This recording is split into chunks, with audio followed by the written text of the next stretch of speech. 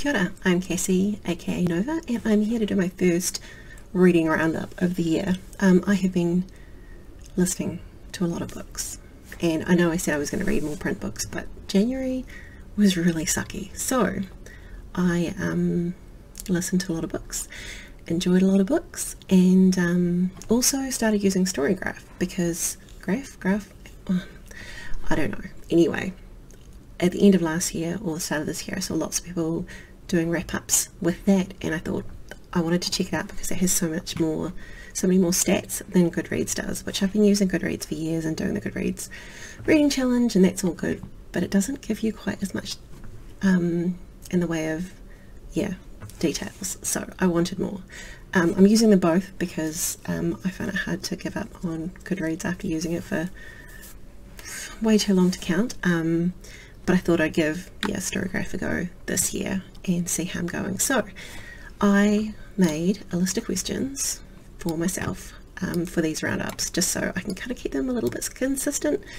Know me, might not last long, but that's okay. Anyway, these are the questions. How many books did I read in this month, which is January? I read 31 books, and it came to a total of 9,290 pages, which is crazy. I went, what is the next question? What was the split in genres? So my highest values, so on Storygraph it tells you what you were reading. My top 3 were thriller, mystery and horror, and then it was like fantasy, and everything else gets kind of smaller with like one. It's interesting because sometimes you get a half of one, and I'm not sure how that works. Anyway, my top ones were thriller, mystery and horror. I really enjoyed the horror I read in January. So good. I read only one non-fiction book, everything else was fiction, and they were more medium-paced or fast-paced, but nothing slow-paced this month. My moods for the month, my top ones were mysterious, dark and tense. Sorry about that. Dogs on the street over that way were barking, setting off my dogs. What was the split in digital, audio and print? I read one print book. No, two. I read 2 print books. So at least I'm getting through some. I read 2 digital books and 27 audio books.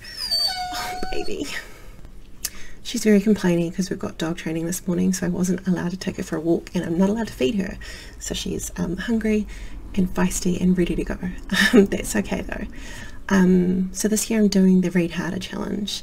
So one of the questions is, how many Read Harder books did I get through? And I made a list. I got through 5. There's 24 books in the challenge, so that's off to a decent start. I read a cozy fantasy book, which was Bookshops and Bone Dust by Travis Baldry.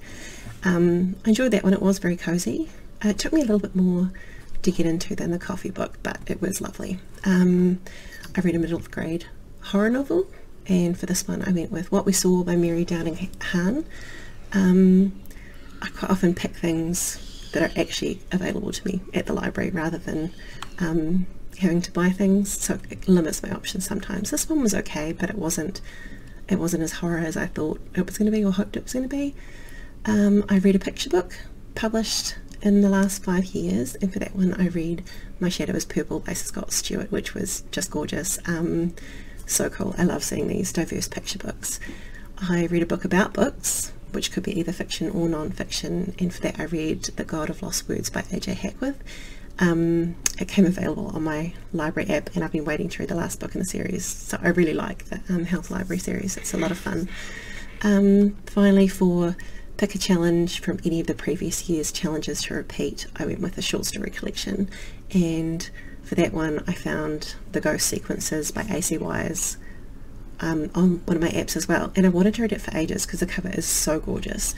I'll put it in here somewhere so you can see, and I follow AC on Twitter, so I loved it. Oh my god, it was so good. One of my top reads for the month. All ghost stories, all gorgeous, and I highly recommend that. It really made me want to write short stories again, or to write, which I haven't really done in a long time, and to push myself creatively. So I really appreciate books that can inspire me like that. So that is my final question for the month, is what were my top reads. One of them is The Ghost Sequences, and for the other one I would say it is Such Sharp Teeth by Rachel Harrison.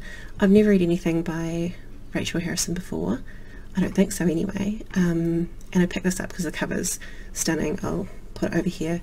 Oh my god, I love that book so much. It was just gorgeous, beautiful, raw, brutal. Yeah, no, I really enjoyed it. It was fantastic. I've got Black Sheep on my app at the moment in digital, so I'm gonna read that because I really want to see more of her books and check them out.